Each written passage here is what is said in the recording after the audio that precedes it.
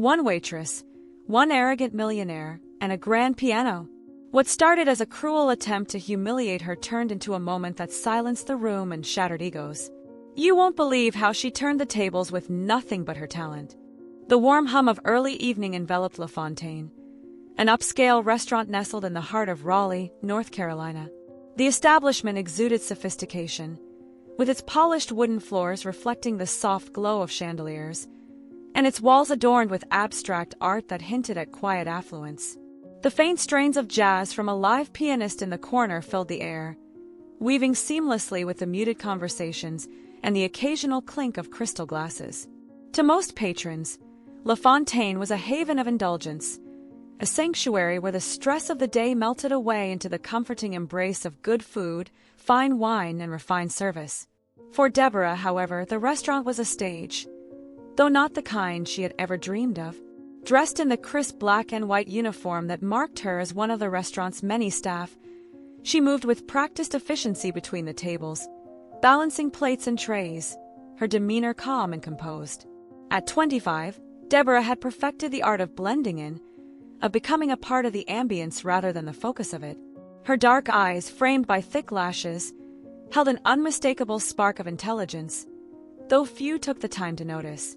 Her hair, a cascade of ebony curls, was neatly tied back into a low bun, a practical choice for the long shifts she worked. Despite the faint smile that played on her lips as she interacted with customers, there was an undercurrent of something more in her presence, an unspoken depth, a quiet intensity that hinted at a world beyond the confines of La Fontaine. Deborah had not always imagined herself here. Her journey to this point had been one of resilience and sacrifice. Growing up in a small town in South Carolina, she had been raised by a single mother who worked tirelessly as a nurse to provide for Deborah and her younger siblings. Life had been modest but filled with love, and it was in that modest household that Deborah's love for music had first taken root. An old, slightly out-of-tune upright piano, gifted by a neighbor, had become her sanctuary. While other children played outside, Deborah spent hours teaching herself to play, her small fingers moving clumsily at first but with increasing confidence as time went on. Music had been her language, her escape, and her identity. She had poured herself into it, dreaming of one day gracing the world's grandest stages. Her talent had not gone unnoticed.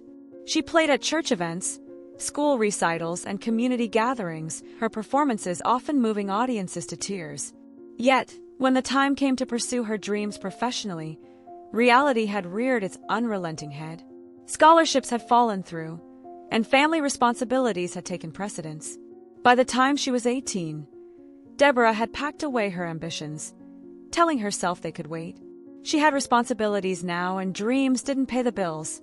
But even as life pulled her in different directions, music never truly left her. When she moved to Raleigh a few years ago, she sought out a job at La Fontaine not just for its decent pay but for its grand piano, an elegant fixture in the corner of the dining room. Though she rarely had time to play it, just knowing it was there gave her a sense of comfort, a reminder that her passion still lingered, waiting for the right moment to resurface. That evening, as the restaurant began to fill with its usual clientele, a mix of well-dressed professionals, couples on romantic dates, and families celebrating special occasions, Deborah was in her element. She moved through the dining room with an air of quiet confidence, her steps light and purposeful. She greeted guests with warm smiles, her voice soft yet steady as she took orders and answered questions. "Good evening, sir," she said to a middle-aged man in a tailored suit who had just been seated with a group of colleagues. "Can I start you off with a drink tonight? We have an excellent selection of wines and cocktails." The man glanced at the menu before looking up at her. "I'll have a glass of the Merlot," he said, his tone polite but distracted. "Of course," Deborah replied with a nod, making a quick note on her pad before moving to the next table. To the patrons, she was efficient and unassuming, just another cog in the well-oiled machine that kept La Fontaine running smoothly. But to Deborah, each interaction was a small performance, a chance to momentarily connect with the people around her. Even if they didn't see her, not really, she found solace in the rhythm of her work. In the kitchen, the atmosphere was markedly different. The chefs barked orders at the line cooks, the clatter of pots and pans creating a chaotic symphony of its own. Deborah navigated the narrow space with ease, balancing trays of steaming dishes and exchanging quick words with her fellow servers. The staff at La Fontaine was a close-knit group, bonded by the shared trials of long shifts and demanding customers. They knew about Deborah's love for music, though she rarely talked about it. Occasionally, they would catch her stealing moments at the old upright piano in the back room during her breaks, her fingers dancing over the keys as she lost herself in the melodies. "You should play in the dining room sometime," one of the chefs, a burly man named Marco, had told her once. "Show these people what real talent looks like." Deborah had laughed it off, shaking her head. "That's not why I'm here," she had said, though the idea had lingered in the back of her mind. Tonight, as the evening rush began to settle, Deborah felt a familiar sense of calm wash over her. The hardest part of the night was over, and she could now focus on maintaining the flow of service until closing time. She allowed herself a moment to glance at the grand piano in the corner, its sleek black surface gleaming under the soft lights. The pianist, an older gentleman named Mr. Campbell, played a gentle tune, his fingers moving with a precision that came from decades of experience. Deborah admired him, not just for his skill but for his quiet dedication to his craft. One day, she thought, letting the idea drift through her mind like a fleeting shadow. One day I'll get there. But for now, there were tables to clear, orders to take, and glasses to refill. And so, with a steadying breath, she returned to her work, her dreams tucked safely away, waiting for the moment when she could let them soar. The evening had settled into its steady rhythm, the kind Deborah had come to know well. Tables filled and emptied in a continuous cycle, with the ebb and flow of conversation creating a symphony of its own. She moved gracefully through the restaurant, her practiced smile unwavering even as fatigue began to creep into her legs. La Fontaine was her stage tonight, and she was determined to perform her role to perfection. But the calm routine was abruptly disrupted by the arrival of Leonard Grayson. The restaurant door swung open with an assertive force, drawing the attention of patrons and staff alike. Leonard, the wealthy entrepreneur and frequent La Fontaine guest, strode in with the confidence of a man who owned not just the room but the entire city. He was dressed impeccably, his tailored suit and polished shoes speaking of power and wealth. Flanked by 3 equally polished companions, Leonard's presence immediately shifted the energy in the room. Deborah's stomach tightened as she caught sight of him. Leonard Grayson was infamous among the staff for his sharp tongue and penchant for making others feel small. He was the kind of man who thrived on control, who used his status to bend the world around him to his will. Though she had only served him a handful of times, Deborah had heard enough stories from her colleagues to know what to expect. He was not a man to be crossed. "Table 6, Marco whispered to Deborah as she passed through the kitchen. His tone carried both sympathy and warning. Deborah nodded, her heart sinking slightly. Table 6 was in her section. There would be no avoiding him tonight. She steadied herself as she approached the table, her professional mask firmly in place. Leonard and his companions had already settled into their seats, their laughter cutting through the subdued ambience of the restaurant. Deborah's arrival was met with a pause in their conversation, Leonard's sharp eyes locking onto her with unsettling intensity. "Good evening, Mr. Grayson," Deborah said smoothly, her voice steady despite the unease curling in her chest. "Welcome back to La Fontaine. May I start you off with something to drink?" Leonard's lips curled into a smirk, his gaze lingering on her name tag. "Deborah, is it?" he said, his tone rich with mock interest. "Such a classic name. It suits you." Deborah maintained her polite smile, refusing to be rattled. "Thank you, sir. Would you like to see our wine list?" "Scotch," Leonard replied, waving a dismissive hand. "Top shelf. And make it quick." "Of course," Deborah said, nodding before turning to his companions. "And for the rest of you?"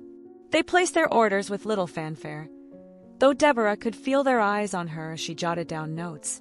As she walked back to the bar to retrieve their drinks, she could hear Leonard's voice rise behind her, regaling his companions with tales of his latest business ventures.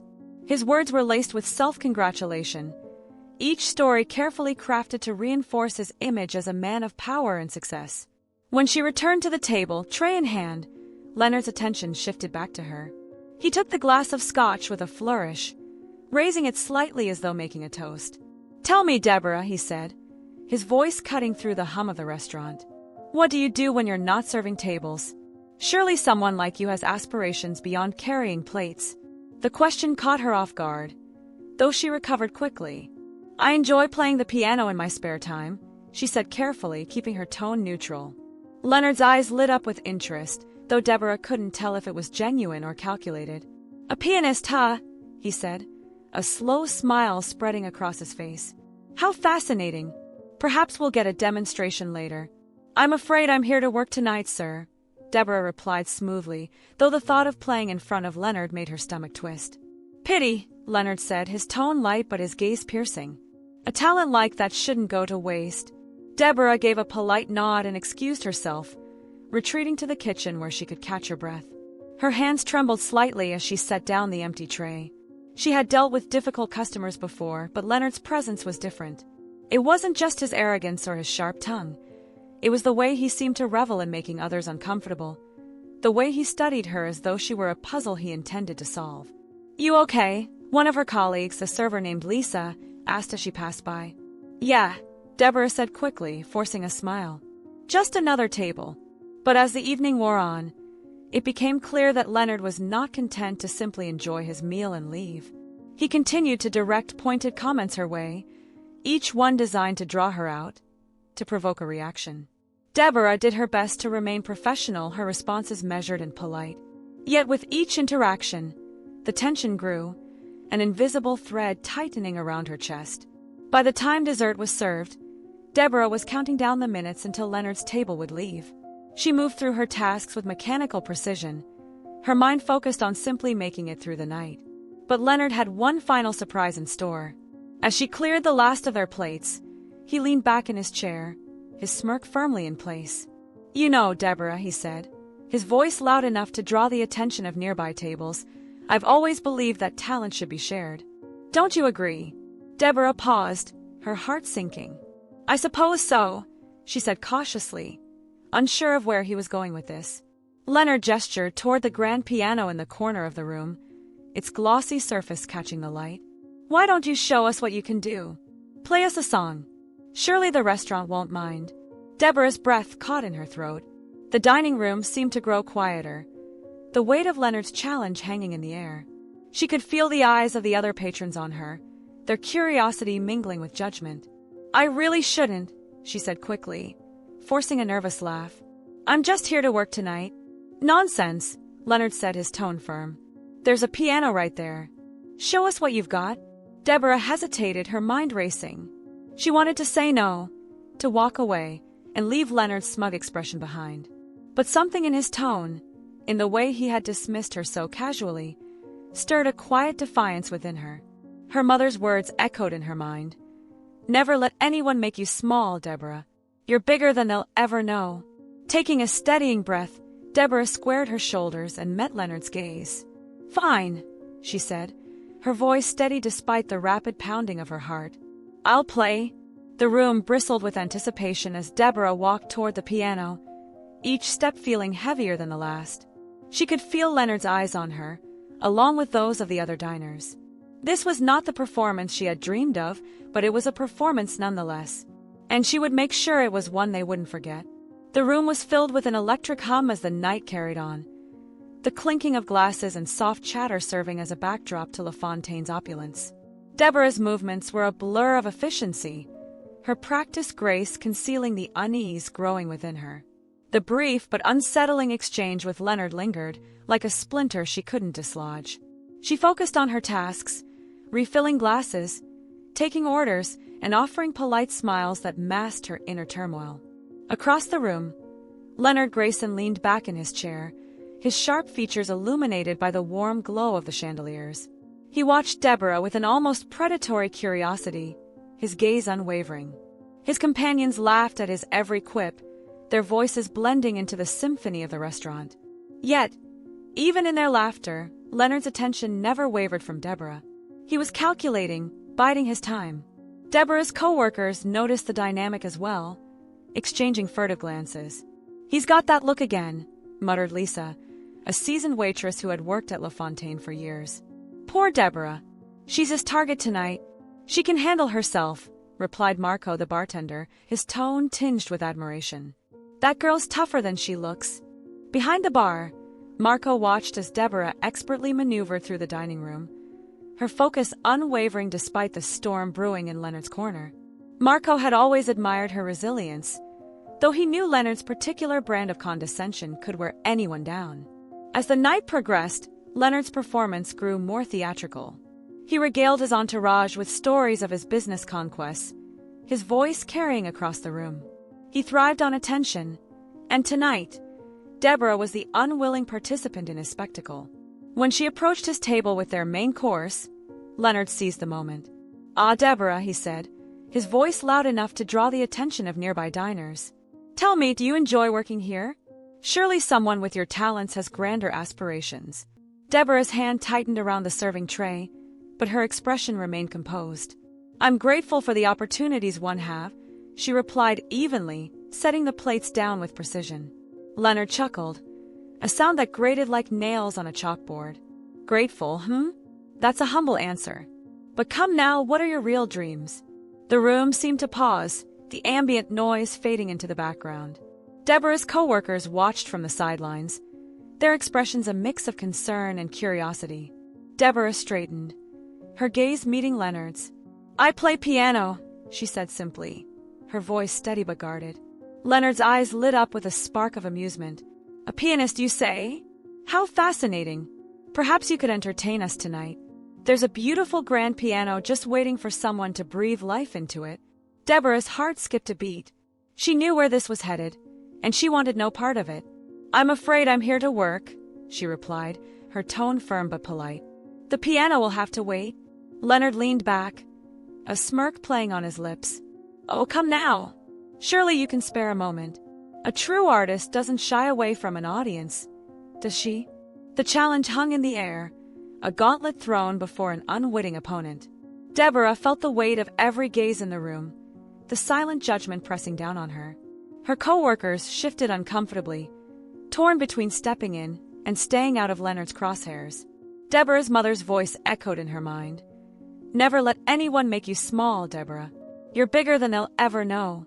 Taking a deep breath, she met Leonard's gaze with quiet defiance. "I appreciate your interest, Mr. Grayson," she said, her tone measured. "But my work tonight is here, not at the piano." Leonard's smirk faltered for a brief moment, his eyes narrowing. The tension was palpable, the air thick with unspoken words. Finally, he waved a dismissive hand. "Very well. Perhaps another time." Deborah turned and walked away, her steps measured and deliberate. The dining room slowly resumed its rhythm, the moment passing like a fleeting shadow. Yet, Deborah knew the encounter was far from over. Leonard Grayson was not a man who let challenges go unanswered. In the quiet sanctuary of the break room, Deborah allowed herself a moment to breathe. Her hands trembled slightly as she leaned against the counter, the adrenaline from the confrontation still coursing through her veins. She glanced at the old upright piano in the corner, its keys worn from years of use. It had been her refuge during breaks, a reminder of the dreams she still held close. "You okay?" Lisa's voice broke the silence. She stood in the doorway, her expression soft with concern. Deborah nodded. "Yeah, just needed a moment." Lisa stepped inside, her presence a comforting anchor. "Don't let him get to you. Leonard's just a big fish in a small pond. He gets off on making people feel small." Deborah managed a faint smile. "I know. It's just," she trailed off, her gaze drifting to the piano. Lisa followed her gaze and nodded knowingly. "He doesn't deserve to hear you play. But one day, Deborah, you'll play for an audience that does. Don't forget that." Deborah's chest tightened, gratitude mingling with determination. "Thanks, Lisa."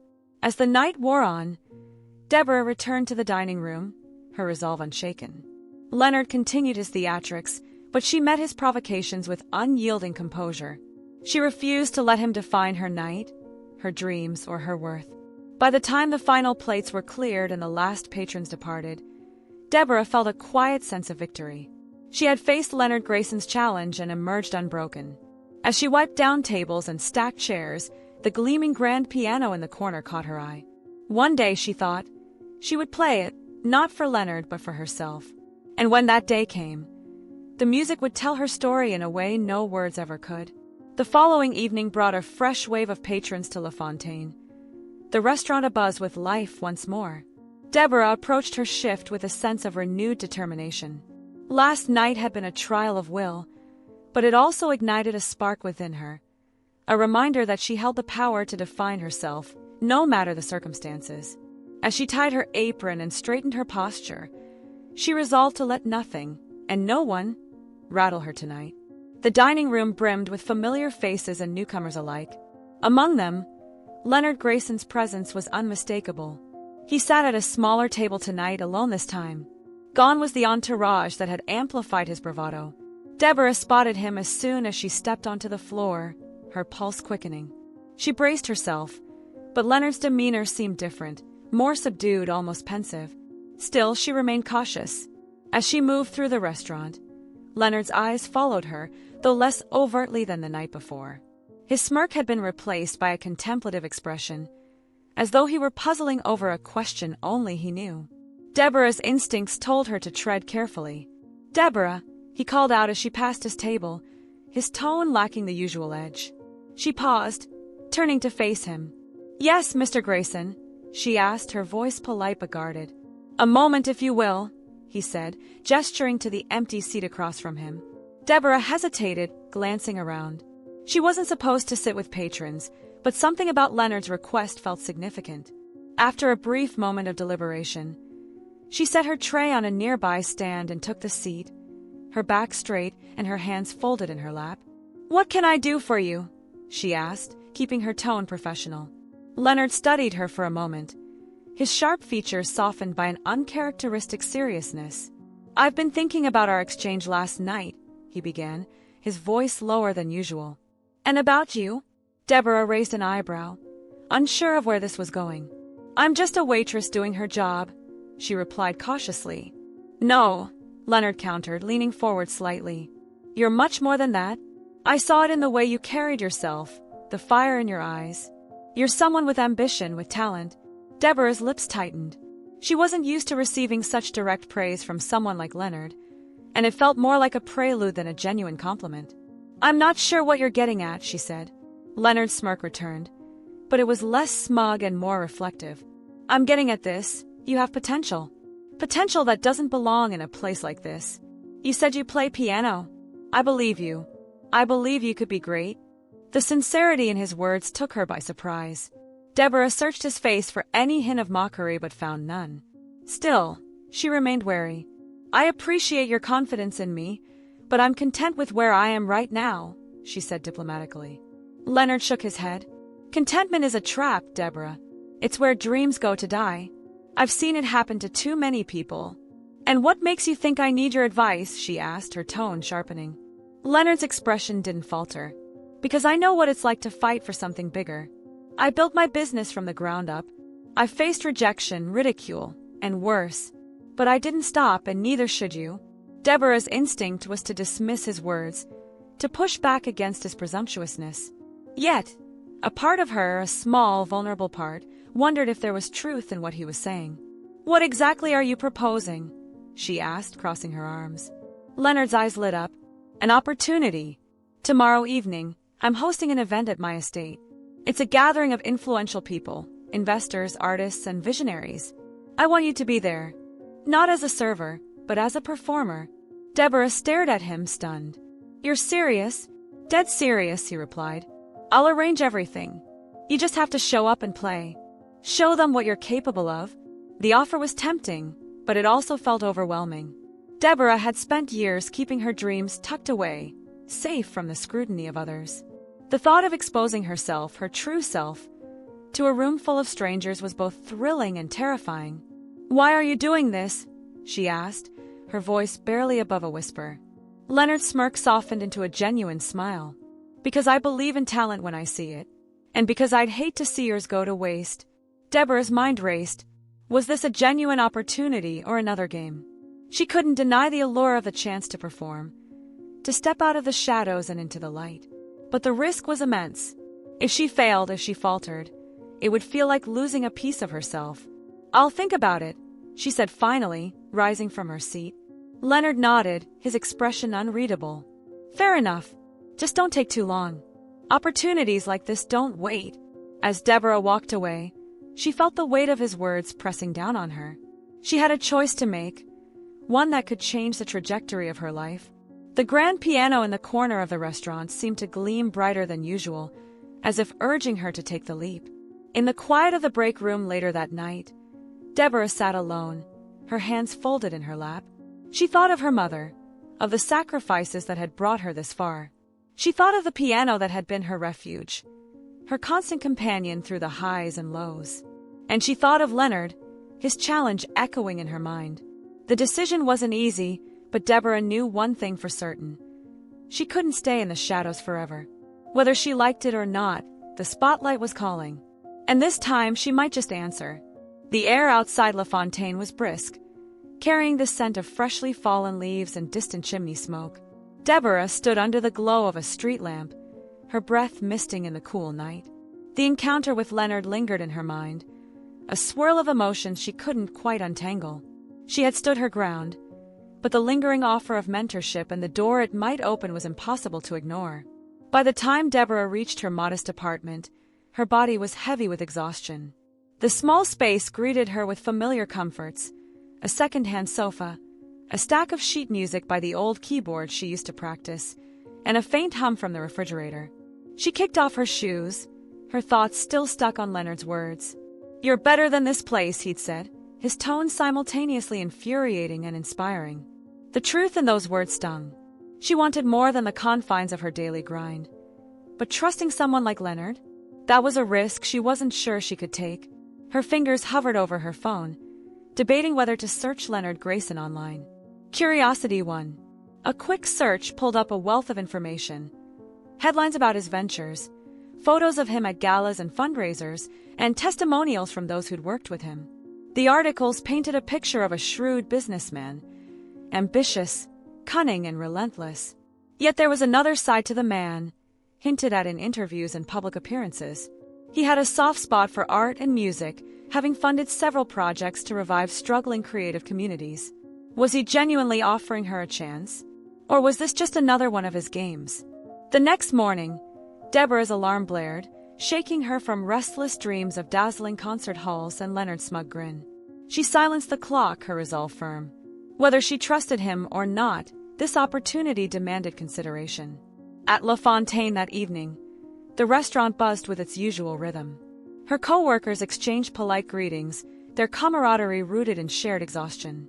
Deborah's shifts were predictable, the same patterns of polite smiles and calculated movements. Yet tonight, her thoughts wandered, disrupted by Leonard's looming presence in her mind. Halfway through the evening rush, Deborah's phone buzzed in her apron pocket. On her break, she checked the message. An unfamiliar number. Leonard Grayson. "Deborah, I hope this message finds you well. I meant every word last night. Let's meet, no pressure, just a conversation. This Sunday at the Clover Room, 3 p.m. If you're interested, I'll be waiting." Her pulse quickened. She reread the message 3 times, debating whether to respond. Leaving it unanswered, she tucked the phone away, her thoughts divided as she returned to work. Sunday arrived with a cloudless sky. Deborah debated canceling. Her heart wrestled with uncertainty, but a deeper part of her refused to let this chance slip away. Dressed in her best, a simple navy dress and modest heels, she arrived at the Clover Room, an upscale lounge with an understated elegance. The polished wood and dim lighting created an intimate atmosphere, a stark contrast to the grandiosity of La Fontaine. Leonard sat at a corner table, sipping a dark espresso. His eyes lit up when he saw her, and he rose to greet her with an air of effortless confidence. "Deborah," he said warmly, gesturing to the seat across from him. "I'm glad you came." She nodded, her movements cautious but deliberate. "I almost didn't, but you did. That says a lot." His smile was subtle, almost disarming. "I'll get straight to the point. Your performance the other night wasn't just impressive, it was transformative. You have talent, Deborah, and I know what talent needs to thrive."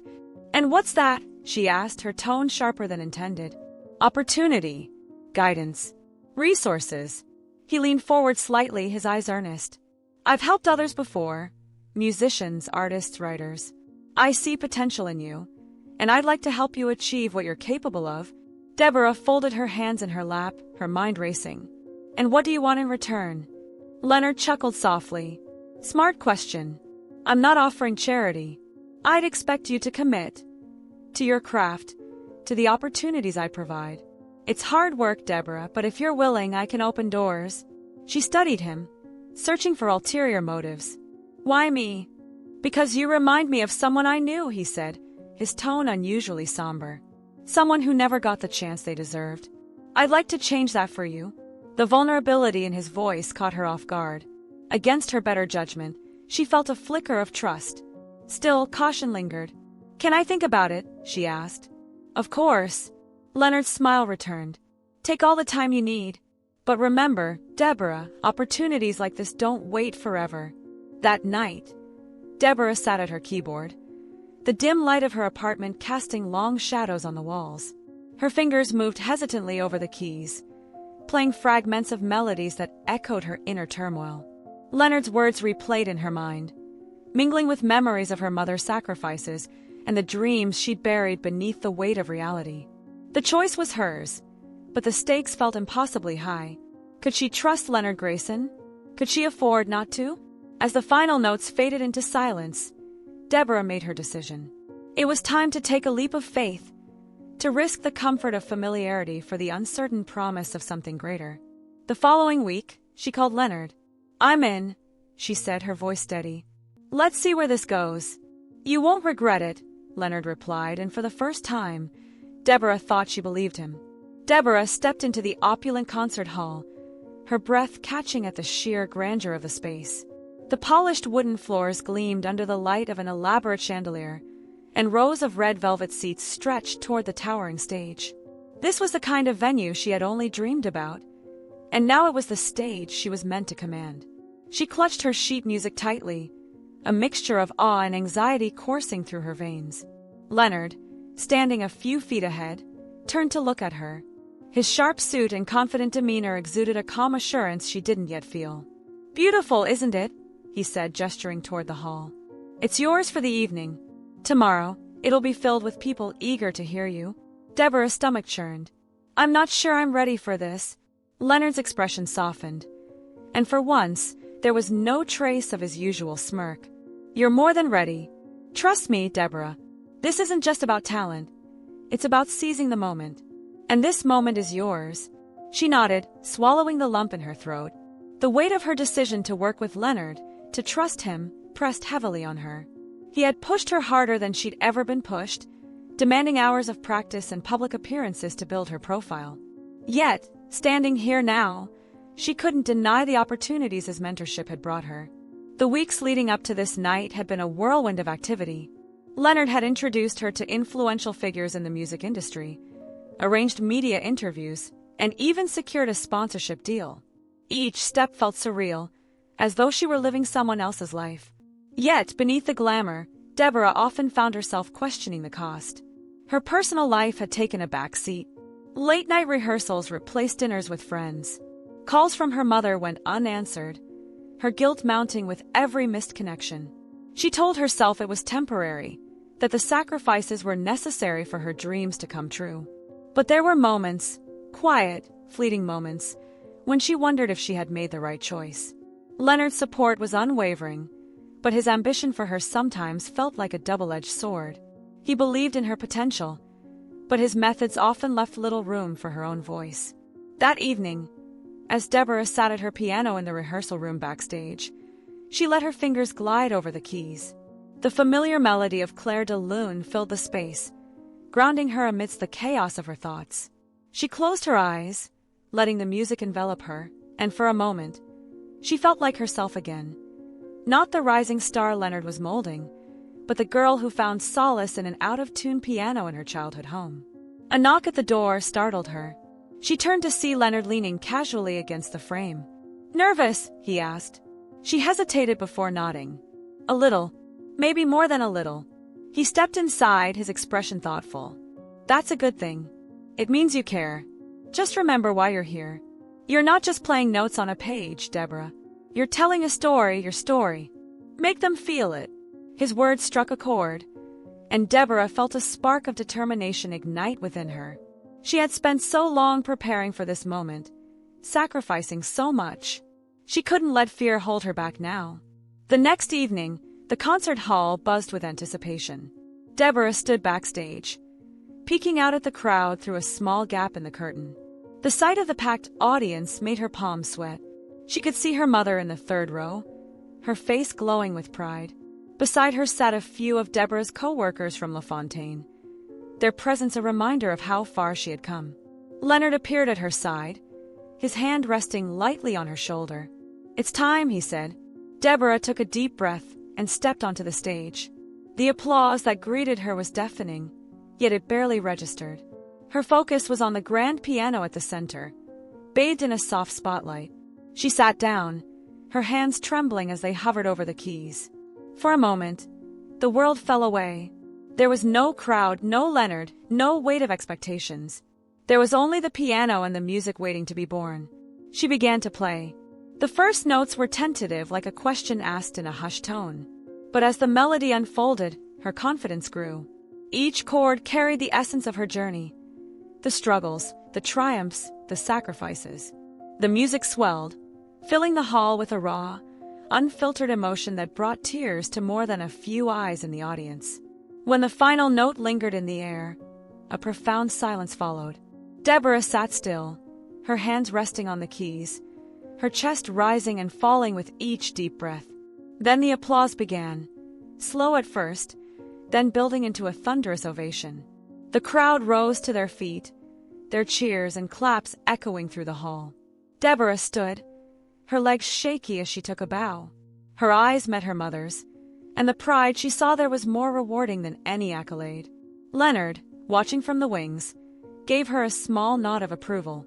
For the first time, she felt like she belonged on the stage. As the audience filtered out, Deborah found herself alone in the quiet of the backstage area. She replayed the performance in her mind, her heart swelling with a mix of relief and exhilaration. The sound of footsteps drew her attention, and she turned to see Leonard approaching, a rare look of genuine satisfaction on his face. "You were incredible," he said simply. "Thank you," she replied, her voice tinged with emotion. "For everything." He waved off the gratitude. "Don't thank me. This was all you. I just gave you the stage. You brought it to life." As he walked away, Deborah sat down at the piano once more, her fingers tracing the keys.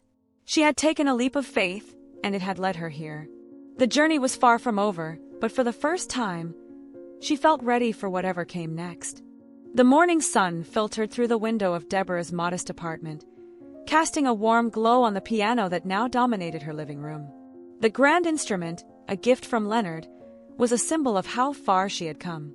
Deborah sat on the bench, her fingers idly brushing the keys, each note echoing softly. The memory of last night's standing ovation still played vividly in her mind. It was surreal, a moment she had dreamed of for so long but never truly believed would come. Her phone buzzed, snapping her out of her reverie. It was a message from Leonard. "Call me when you're ready to discuss the next step." She smiled faintly. Leonard was always thinking ahead, always planning.